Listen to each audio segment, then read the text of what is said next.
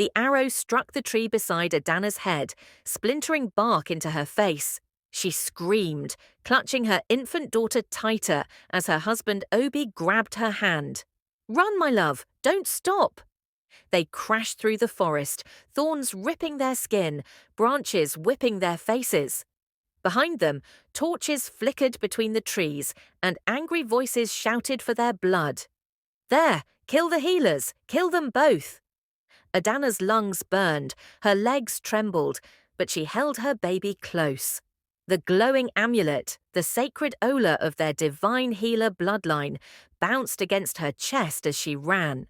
Her daughter, barely 3 months old, stared up at her with impossibly calm eyes.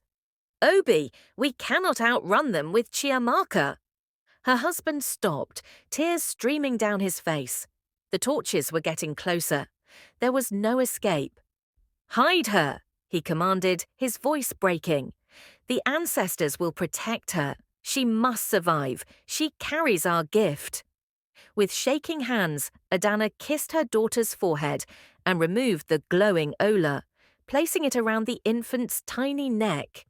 She found a hollow in an ancient iroko tree and laid Chiamaka inside, wrapping her in the finest aqueat cloth.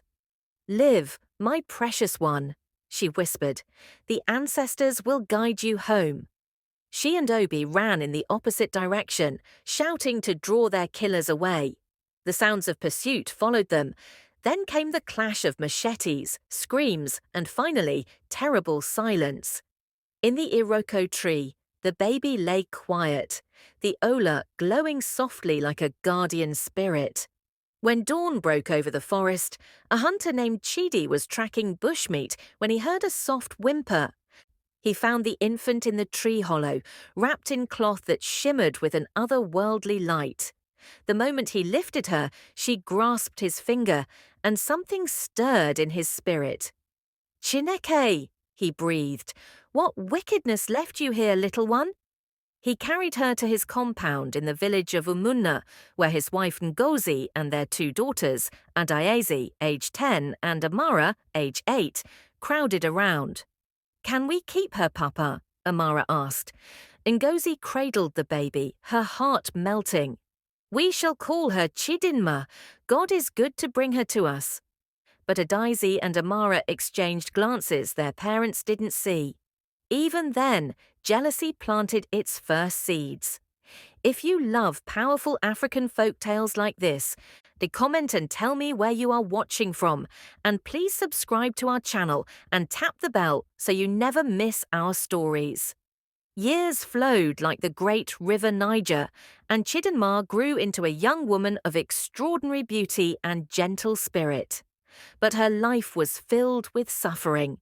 The first sign of her divine gift came when she was 7. Ngozi burned her hand badly on the cooking pot, the skin blistering terribly. Chidinma, weeping at her foster mother's pain, reached out instinctively. "Mama, let me help!" Golden light burst from her small palms. Ngozi gasped as the burn vanished completely, leaving perfect skin. The family froze in shock. Chidi whispered, "The ancestors have chosen her." But Adaeze and Amara saw only their father's growing favoritism. When they watched villagers whisper about Chidinma's gifts, how crops flourished where she walked, how sick children recovered at her touch. "She steals everything," Adaeze hissed to Amara one night. "Papa loves her more than us." "She's not even his real daughter," Amara spat, "just a forest orphan." "Then we remind her of that." The torment began. Chidinma's chores doubled while her sisters rested. Her food arrived cold and tasteless, while theirs steamed with flavor. Her only good wrapper was mysteriously torn and stained with palm oil. "Clumsy orphan," Adaeze sneered. "You're only fit for scrubbing pots." At night, forced to sleep outside with the goats, Chidinma would touch the glowing ola around her neck, her only link to parents she'd never known. "Who were you?" she whispered to the stars. "Why did you leave me?" One day in the village square, disaster struck. Young Emeka fell from a tree, his leg gashing open on a sharp rock. Blood poured as his mother shrieked for help. Chidinma rushed forward, dropping to her knees beside the screaming boy. She placed her hands over the terrible wound, and golden light exploded from her palms. The torn flesh knitted together, the bleeding stopped, and within moments, Emeka's leg was perfectly whole. The marketplace fell silent. Then whispers erupted like wildfire. "Chiemo, did you see that? She healed him completely. She is blessed by the ancestors." From across the square, Adaze and Amara watched with faces twisted in rage. That night, they dragged Chidinma from the goat pen and shoved her into the dirt. "You think you're special?" Adaze screamed. "You're nothing, and your own parents threw you away." "Maybe they knew you were cursed," Amara added viciously. "A witch child." Chidinma wept silently, the Ola growing warm against her skin as if trying to comfort her. Then came the morning that changed everything. A royal messenger arrived, his voice urgent. "The Queen Mother of the Kingdom has fallen gravely ill. Ezi Okoroafor summons all healers to the palace. The reward for curing her, anything your heart desires." Adaz grabbed Amara's arm. "This is our chance. We'll pretend to heal her and claim riches." "But we're not healers," Amara protested. "Who cares? We mix herbs and pray. Maybe she'll recover and we'll take credit." They prepared elaborate remedies and dressed in their finest wrappers and coral beads, looking like princesses. "Where are you going?" Chidinma asked quietly. "To the palace, Orphan," Adaze said smugly. "To claim our fortune. Stay here and scrub pots. It's all you're good for." At the palace in the great city of Onitsha, reality crushed their dreams. The Queen Mother lay dying, her skin grey, barely breathing. The kingdom's finest debia surrounded her, shaking their heads. Adaze stepped forward confidently. "Your Majesty, I have prepared." "Save your breath," Ezi Okoroafor said wearily. His handsome face was haggard with grief. 50 healers have failed, my mother dies, and I am powerless." Their useless remedies changed nothing. "Leave," the king commanded. "You waste precious time."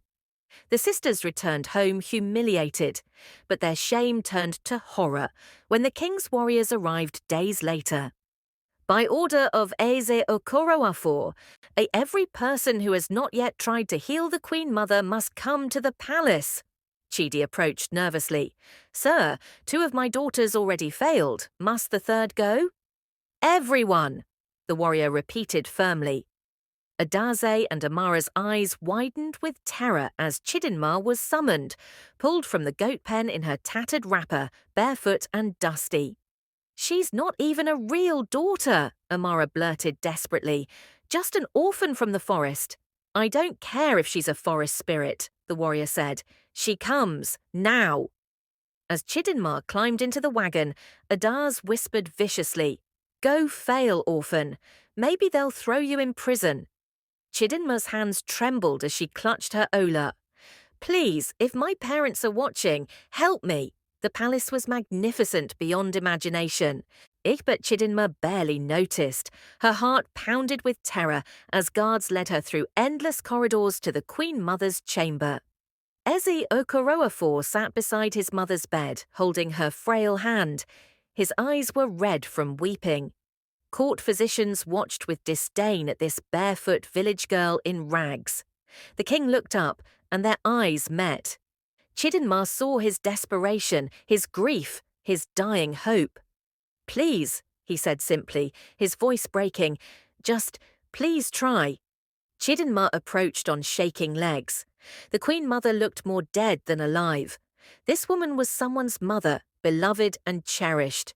She closed her eyes and placed her hands on the Queen Mother's chest. "Please," she whispered to her parents, to the ancestors, to whatever power lived inside her. "Please help me save her." The Ola exploded with heat. A golden light burst from Chidinma's palms, filling the chamber with blinding radiance. The Queen Mother's body arched upward as divine energy poured into her. The light faded slowly. And there, sitting up with colour returned to her cheeks and clarity in her eyes, was the Queen Mother, completely healed.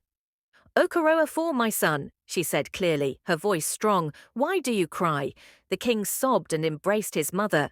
"You're alive, truly alive." The chamber erupted in celebration, and Chidinma, exhausted, collapsed to her knees.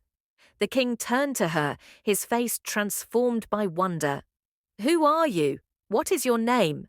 "Chidinma, your majesty," she whispered. "I'm nobody, just an orphan." "No," he said firmly, helping her up with his own hands. "You are blessed by the ancestors. You are somebody. You will stay in the palace as my honored guest." He looked at her truly and saw not her rags, but the light in her eyes, the gentleness of her spirit, the extraordinary power in her blood. News spread like Hamatan fire through the kingdom. The orphan girl healed the Queen Mother. The king asked her to stay at the palace. Some whispered the king himself gazed at her with more than gratitude. When the news reached Umuna village, Adaize and Amara received it like a death sentence. "No," Adaize breathed, face draining of colour. "She could become queen."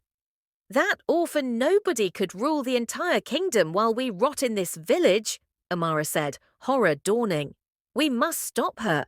Adaize said urgently, "We must destroy her before she rises higher."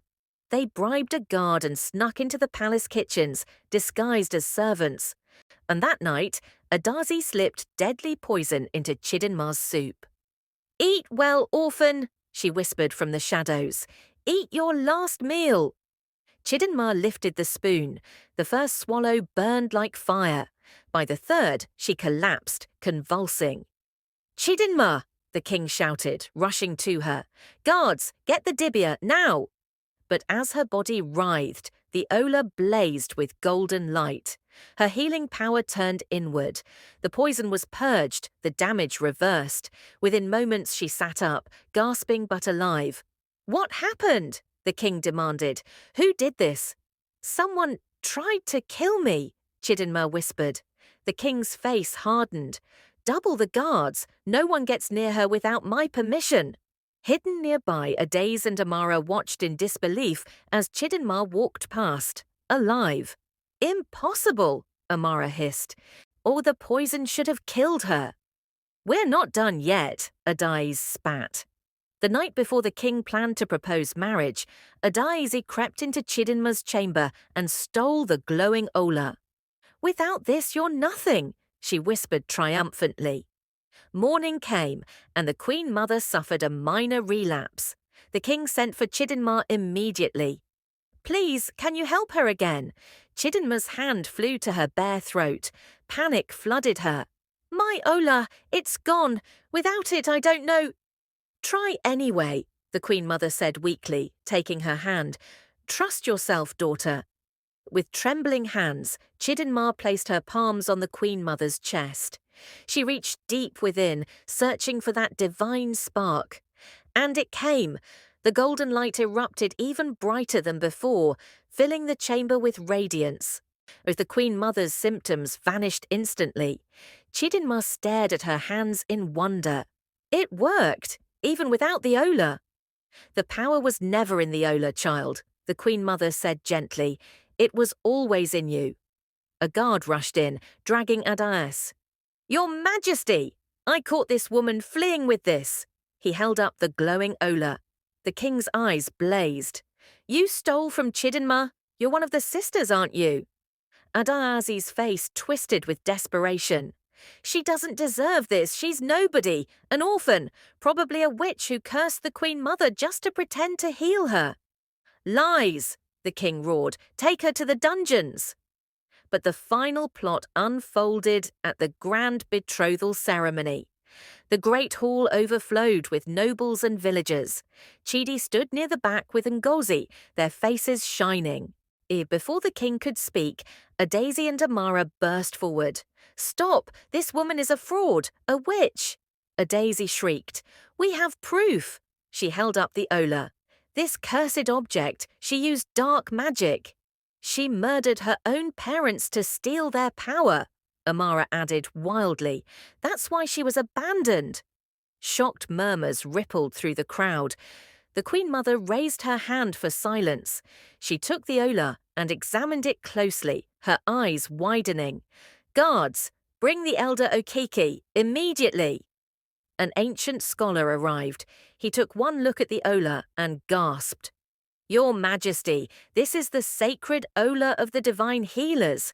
I thought it lost forever when they were murdered 20 years ago. The hall fell silent. The divine healers were our kingdom's greatest treasure, Okiki continued, voice trembling. But a rival clan slaughtered them. Their infant daughter vanished that night. We searched for years. She was presumed dead. He turned to Chidinma, tears flowing. Child, where did you get this ola? It was around my neck when I was found in the forest as a baby, Chidinma whispered. Okeki fell to his knees. Then you are the lost heir, the last of the divine healer's bloodline. Your parents died protecting you. The revelation struck like lightning. Memories flooded Chidinma's mind, her mother's face, her father's sacrifice. The ola had held their memories, waiting. My parents loved me, she sobbed. They died for me. The king had searched for the divine healer's heir for years. Now she stood before him, the woman he'd already come to love. Guards seized Adaz and Amara as the crowd called for punishment. But Chidinma stepped forward. Your Majesty, may I speak? She faced her foster sisters. They cringed, expecting condemnation. You tormented me, poisoned me, tried to destroy me, Chidinma said quietly. I should hate you. But I remember Chidi, who found me in the forest and gave me a home. He is your father. For his kindness I show you mercy. She addressed them directly. Choose redemption or exile, but I will not let hatred poison my heart. Adazi fell to her knees, weeping. Forgive me, please. Amara joined her, pride shattered. We were so wrong. Chidi pushed through the crowd and embraced Chidinma. My daughter, he wept. I am so proud of you. The wedding was magnificent. Chidinma, draped in gold and finest Akwete cloth, stood beside Eze Okoroafo as they exchanged vows. And the entire village that once overlooked her now celebrated. As queen, Chidinma's first decree, I will establish healing houses throughout the kingdom. No one will suffer without care. No orphan will be abandoned. No person will be judged by birth, but by their heart's content. In the palace gardens, Queen Chidinma knelt in the soil, and flowers burst into bloom where her hands touched. Orphan children gathered around her. Tell us a story, Queen Mother, they begged. Chidinma smiled, touching the ola. Let me tell you about two people who loved their daughter so much, they gave everything to protect her. In the healing houses, Adazi and Amara worked quietly, tending the sick, choosing redemption every day. As sunset painted the sky, Chidinma stood on the palace balcony, the king's hand in hers. The ola glowed softly, a reminder of sacrifice, love, and destiny fulfilled. She whispered to the stars, to parents she'd never known. I understand now who I was meant to be. The ola pulsed warmly, and she heard her mother's voice on the wind. We are so proud, beloved daughter. Queen Chidinma smiled. She had always been worthy of love. She had always been somebody. And now she would ensure every forgotten person in her kingdom knew they were somebody too. If this story touched your heart, like this video, subscribe for more powerful African folktales and comment what lesson you learned from Chidinma's journey. The end.